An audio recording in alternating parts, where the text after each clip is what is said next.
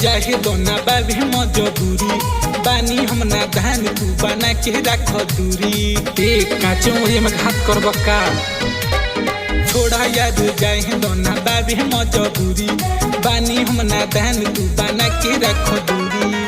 मीठी मीठी बात में ना हम के फुसिलावो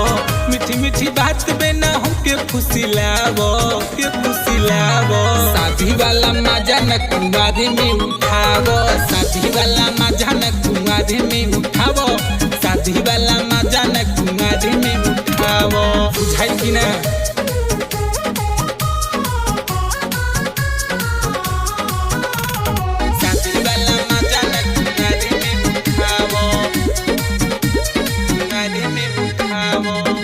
लागता कि तोहरा यो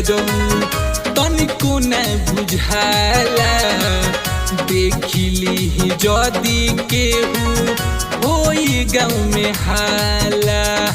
बदनामे करके छोड़बा का लागता कि तोहरा यो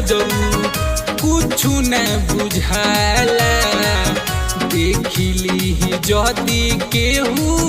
होई गाँव में हाला बेरी बेरी मिले हमसे तू जनियाबो बेरी बेरी मिले हमसे तू जनियाबो शादी वाला मजा न कुंवारे में उठावो शादी वाला मजा न कुंवारे में उठावो शादी वाला मजा न कुंवारे में उठावो मांजा करे जा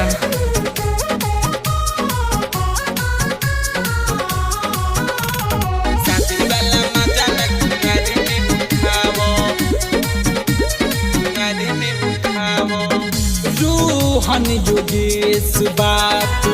मानो हमारा दिल के बुझल कह